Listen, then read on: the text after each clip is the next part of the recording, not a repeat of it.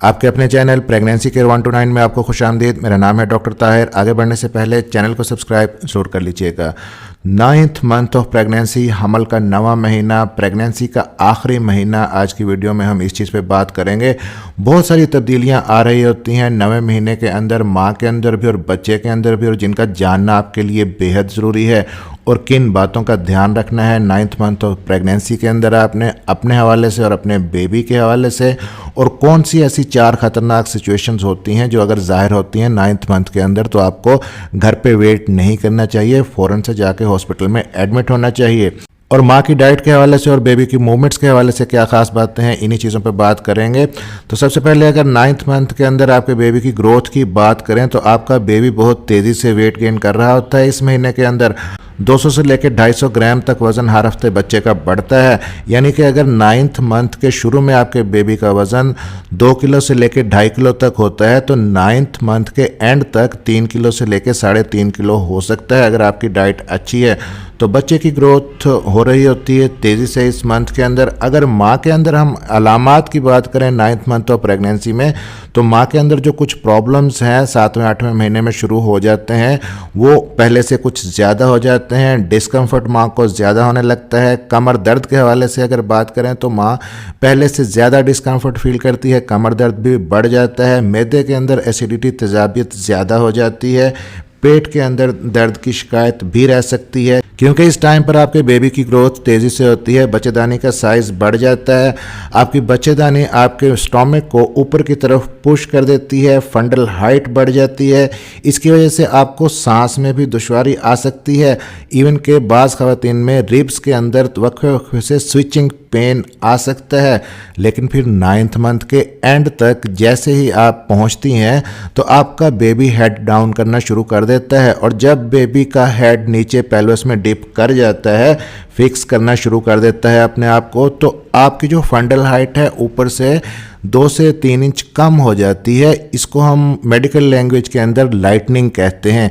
यानी आपको जो पहले अलामात आ रही थी सांस के अंदर दुश्वारी की, मैदे के अंदर तेज़ाबियत की, ये एकदम से आपको ऐसे फील होता है कि आपको इनमें कुछ रिलैक्सेशन मिल गई है। लेकिन साथ ही साथ होता ये है कि आपके अपर पोर्शन में जो डिस्कम्फर्ट था वो कम हो जाता है, लेकिन जो लोअर पोर्शन है उसमें डिस्कम्फर्ट ज़्यादा हो जाता है, क्योंकि बेबी का हेड अब नीचे पेल्विस में डिप कर गया है, जो कि आपके ब्लैडर के ऊपर, मसाने के ऊपर प्रेशर बढ़ेगा। बार बार फ्रीक्वेंट यूरिनेशन होना, पेशाब बार बार आना, इवन के 9th मंथ के अंदर यूरिन का लीक हो जाना भी एक कॉमन कंप्लेंट है ख़वातीन के अंदर। फिर वक्फे वक्फे से फॉल्स लेबर पेन आपको हो सकते हैं, ब्रैक्सटन हिक्स कंट्रैक्शन जिनको हम कहते हैं, जो एक्चुअली पैदाइश के दर्द नहीं होते। बेहद ज़रूरी होता है पैदाइश के असली दर्दों में और नकली दर्दों में पहचान करने का। क्या फ़र्क है इनमें, ये भी आगे चलकर मैं आपको बताता हूँ। और बेबी की मूवमेंट्स के हवाले से अगर 9th मंथ ऑफ प्रेगनेंसी में हम बात करें, अब चूँकि आपका बेबी जिस स्विमिंग पूल के अंदर तैरता है, यानी कि जो एमनियोटिक सैक है, वो उसका साइज़ कम पड़ जाता है बेबी की ग्रोथ की वजह से। तो बेबी की जो फ्लिपिंग रोलिंग मूवमेंट्स होती हैं वो आपको फील नहीं होती। इवन के किक्स भी काफ़ी हद तक कम हो जाती हैं। सिर्फ हाथों पैरों की मूवमेंट आपको फील होती है। लेकिन इम्पॉर्टेंट ये है कि मूवमेंट आपको फील होनी चाहिए। हर 2 घंटे में कम अज़ कम 10 बार आपको 9th मंथ के अंदर बेबी की मूवमेंट फील होनी चाहिए। इस मंथ के अंदर थकावट माँ को पहले से ज़्यादा हो जाती है, माँ जल्दी एग्जॉस्ट हो जाती है। अब आपके बेबी के अंदर क्या तब्दीलियाँ आती हैं, ग्रोथ के हवाले से हम ऑलरेडी बात कर चुके हैं कि तेज़ी से वेट गेन कर रहा होता है आपका बेबी।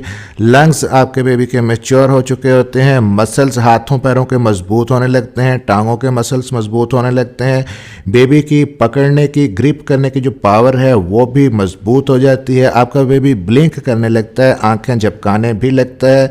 स्किन के नीचे फैट की जो लेयर है वो डेवलप होना शुरू हो जाती है। ब्रेन की डेवलपमेंट इस महीने के अंदर भी जारी रहती है। बेबी की बॉडी के ऊपर जो बारीक बारीक बाल होते हैं जिन्हें हम लेनिगो कहते हैं, वो काफ़ी हद तक कम हो जाते हैं, और जब तक आपका बेबी बाहर नहीं आ जाता उसकी ग्रोथ जारी रहती है। 9th मंथ ऑफ प्रेगनेंसी में अगर हम डाइट के हवाले से बात करें, माँ के लिए स्पेशली लिक्विड का इंटेक बहुत ही ज़रूरी है, क्योंकि 9th मंथ के अंदर ये ख़तरा होता है कि आपके बेबी का जो पानी है वो कम ना हो जाए, एमनियोटिक फ्लूइड कम हो सकता है। तो इसके लिए ज़रूरी है कि माँ बार बार लिक्विड लें, जिसके अंदर जूस है, पानी है, नींबू पानी है, नारियल पानी, दूध, लस्सी, जितनी भी लिक्विड वाली चीज़ें हैं वो आप ज़्यादा से ज़्यादा लें। इसके अलावा हरी सब्जियां, फल, fresh fruits, vegetables, fibre intake अपना ज़्यादा रखें ताकि कब्ज़ ना हो, जो इस महीने में ख़ास तौर पे ज़्यादा होती है। ड्राई फ्रूट्स को भी अपनी खुराक के अंदर जारी रखें। ओमेगा 3 फैटी एसिड का बहुत ही अच्छा सोर्स होते हैं बादाम स्पेशली, और वॉलनट यानी कि अखरोट आप ले सकती हैं। फिर 9th मंथ के अंदर आप खजूर, अंजीर और किशमिश इसको भी जारी रखें। आयरन का भी बेहतरीन सोर्स है, फाइबर का भी बेहतरीन सोर्स है, कॉन्स्टिपेशन से भी रिलीफ देते हैं और एनर्जी लेवल भी आपका मेंटेन रहता है। अपनी डाइट के अंदर प्रोटीन ज़्यादा रखें और शुगर को कम कर दें।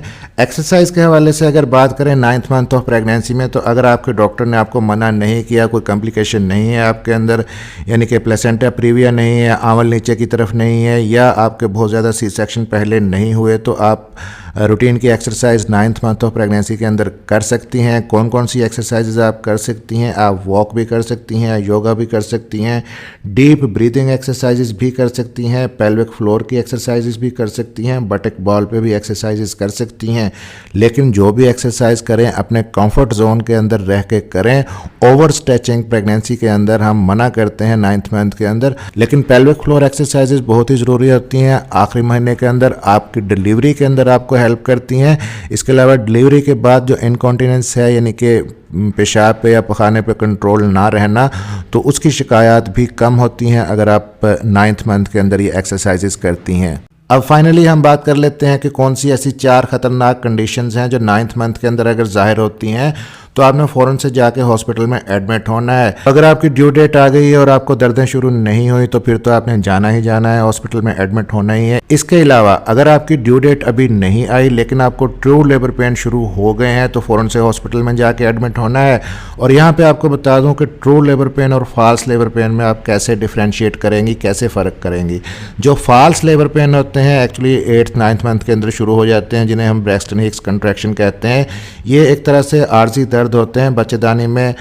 थोड़ी देर के लिए बच्चेदानी हार्ड होती है, पेट में हल्का सा दर्द आपको महसूस होता है, लेकिन फिर जब आप लेटती हैं, रेस्ट करती हैं, ये करवट लेती हैं तो ये दर्द खत्म हो जाते हैं। लेकिन अगर ट्रू लेबर पेन हो, पैदाइश के असली दर्द हो, उनमें आपका पेट, आपकी बच्चेदानी पत्थर की तरह एकदम हार्ड हो जाती है, सख्त हो जाती है, कमर में दर्द जाता है जो कि नीचे पैरों की तरफ रेडिएट करता है, और कुछ देर के लिए, कुछ सेकंड्स के लिए ये दर्द रहते हैं, फिर कुछ मिनटों में ये रिपीट होते हैं, 15 से 20 मिनट में फिर आते हैं।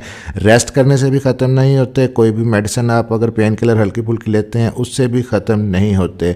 यहाँ पे 2 चीज़ें बहुत ही इंपॉर्टेंट होती हैं लेबर पेन के हवाले से, इनकी फ्रीक्वेंसी और इंटेंसिटी वक्त के साथ साथ बढ़ती जाती है।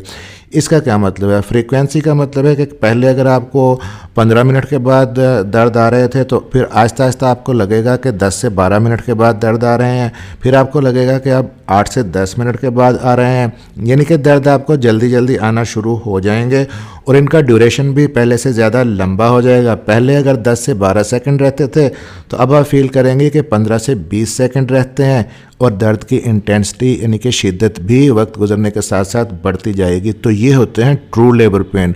अगर ये आपकी ड्यू डेट से पहले शुरू हो जाते हैं तो फ़ौरन से जाके हॉस्पिटल में एडमिट होना है। अब दूसरी खतरनाक कंडीशन क्या हो सकती है कि अगर आपका वाटर बैग लीक हो गया है तब भी आपको फ़ौरन से जाके अपने डॉक्टर को बताना है और हॉस्पिटल एडमिट होना है। अब यहाँ पे 9th मंथ ऑफ प्रेगनेंसी के अंदर थोड़ा सा ख़वातीन कंफ्यूज हो जाती हैं कि ये जो पानी आ रहा है ये उनका वाटर बैग लीक हुआ है या कि यूरिन आ रहा है, क्योंकि 9th मंथ के अंदर बाद औक़ात ख़वातीन में यूरिन लीकेज के भी प्रॉब्लम होते हैं। तो यहाँ पे एक चीज़ ज़हन में रखें कि अगर जो पानी आ रहा है उसके अंदर बिल्कुल भी स्मेल नहीं है तो वो आपका वाटर बैग है, एमनियोटिक फ्लूइड लीक हुआ है। अगर स्मेल है तो वो यूरिन है, और यूरिन अगर होगा तो आप वॉशरूम जाएंगी, उसके बाद जब वॉशरूम से होकर आ जाएंगी तो वो लीकेज बंद हो जाएगी। लेकिन अगर आपका एमनियोटिक फ्लूइड लीक हुआ है तो वो लीकेज बंद नहीं होगी, कॉन्टीन्यूस रहेगी। हाँ, लेटने से थोड़ी कम हो जाएगी लेकिन फिर जैसे आप चलें फिरेंगी फिर बढ़ती जाएगी। अब तीसरा खतरनाक साइन क्या हो सकता है 9th मंथ के अंदर, कि अगर आपको ब्लडी डिस्चार्ज आता है, डिस्चार्ज के अंदर खून आना शुरू हो गया है, इसको हम मेडिकल लैंग्वेज में शो कहते हैं, ये एक्चुअली लेबर का साइन होता है। तो ऐसी कंडीशन में भी आपको फ़ौरन से जाके हॉस्पिटल में एडमिट होना है। और चौथा खतरनाक साइन होता है बेबी की मूवमेंट्स के हवाले से। अगरचे हम पहले डिस्कस कर चुके हैं कि 9th मंथ के अंदर आपको बेबी की पहले जैसी फ्लिपिंग, रोलिंग मूवमेंट्स या किक्स बहुत ज़्यादा फील नहीं होती, लेकिन एटलीस्ट आपको फिर भी 2 घंटे में 10 बार कम से कम मिनिमम मूवमेंट्स आपको बेबी की फ़ील होनी चाहिए। अगर नहीं हो रही तो इसका मतलब है कि आपका बेबी डिस्ट्रेस में जा सकता है। तो ऐसी सूरत में भी आपको फ़ौरन से जाके अपने डॉक्टर को बताना है और हॉस्पिटल में एडमिट होना है।